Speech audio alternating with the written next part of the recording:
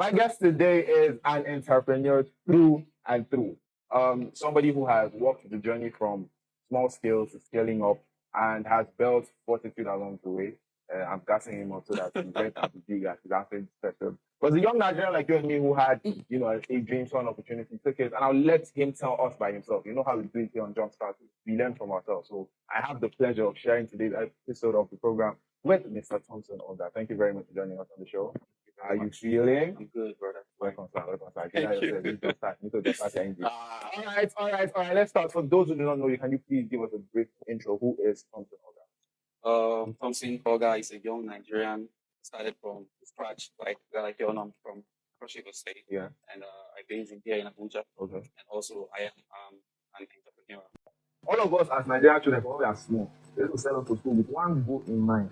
There are 4 or 5 acceptable occupations. Mm-hmm. You can be doctor, you can be lawyer, you can be engineer, or you can be a disgrace to the family. You choose out of these ones. You choose out of these options. When do you think in your life you made the conscious decision that, look, I think it's this entrepreneurial thing I want to take care of? Personally, for me, it was not like I had all my options on the table. Okay, right? I had to make use of what I already had, which is the fondness of gadgets. Like when I was younger, I like playing with mobile phones and all of those stuff like that. So I got to a point where I actually lost my dad, and I felt like I was going to lose it at that time, right? Yeah. So we were trying to look for a pathway for ourselves as young kids. Yeah. And then we actually moved from South down to Abuja here with my mom. And then during that time, we were going through one rough patch, and I just decided to just go into the particular thing that I find joy in doing, so, which is like the mobile phone repair. So I didn't really discuss to say this, but I had a car wash around. So I had a car wash where I was actually managing for some time before I now decided to go into the mobile phone repair. So eventually I got into the mobile phone repair from the car wash. I'll go to the car wash, and then from the car wash, I'll go over to the plaza. Yeah. Do you understand? So I had a contract with my initial boss to learn the skill for 6 months. Yeah. So it was not up to 5 months. I started having issues with the boss at the store, and then he asked me to leave. He asked me to leave, right? But then it was not like I gave up hope or something. So I started doing some little stuff by myself. So eventually, I was not so good in the job. I was not so good actually. Yeah. So I linked up with one of my other bosses in the plaza, and I started working with him and learning also. It's like one of the most important things for me back then. Yeah. So after, in the space of 3 months, I started looking for a space for myself. Do you understand? So I can become independent. So after which I got a particular space, spoke to the owner of the shop. It was just like a small spot in front of the shop. Do you understand? Yeah. But back then, it was the biggest thing. It was like the greatest thing to happen. I get my own place. On my place. You get the vibes. Yeah. So it was just like that. And then I spoke to the owner of the shop, and thank God he was a very nice person. He was very, let me just not to hype it, but he was a very nice man. So he gave me the spot. Yeah. So fast forward, I was there for 1 year, 2 years. I was seeing progress. I was not giving up.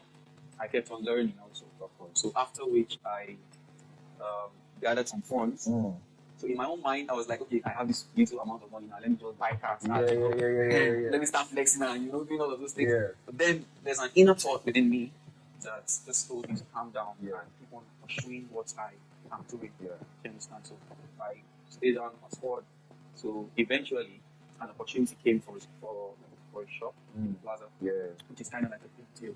It is a big deal. You understand? For you to have the store in the plaza. We are not going to mention said plaza, but we all know this plaza.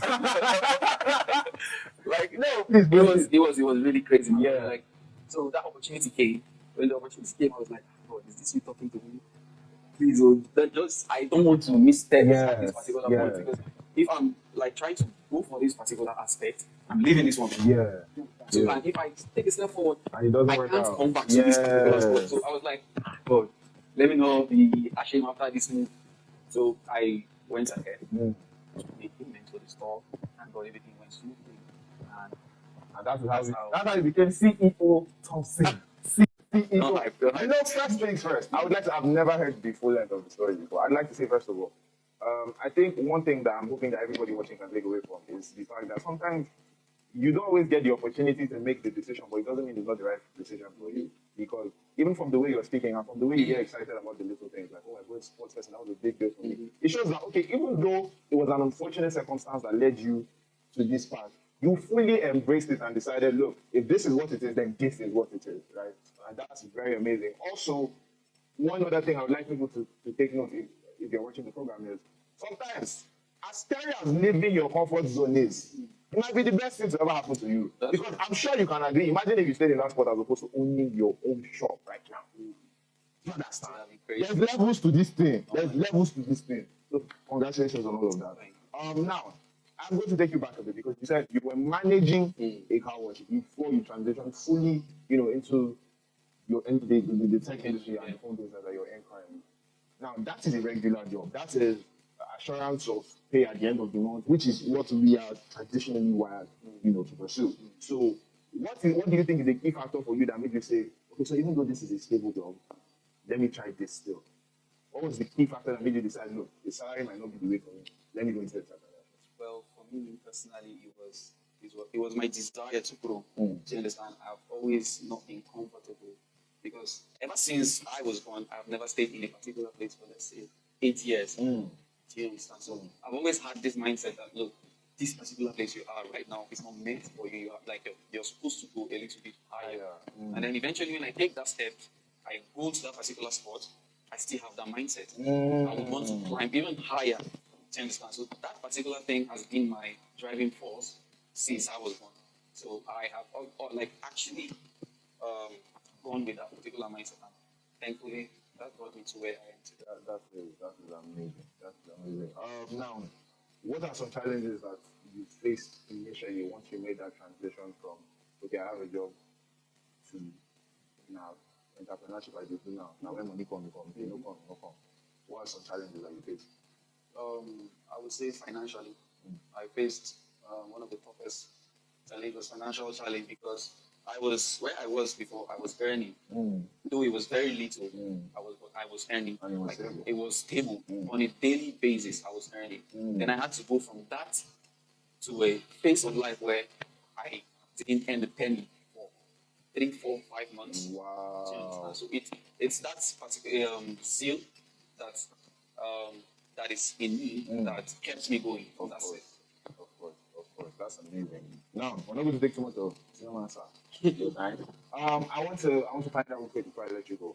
Knowing everything you know now, if you could go back in time and give yourself some advice based off all the lessons that you have learned now in building your business from a small corner to owning your own shop, your own business, which by the way is very profitable.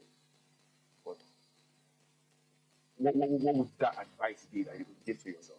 Let's even go back to yourself as a child who had just lost his father and was confused. What is that thing you would say to yourself? Like, look, I know where we end up. What is the lesson you learned along the way that you'd like to pass to that Personally, for me, I won't change anything. person? I won't change anything. I will thankfully relive those moments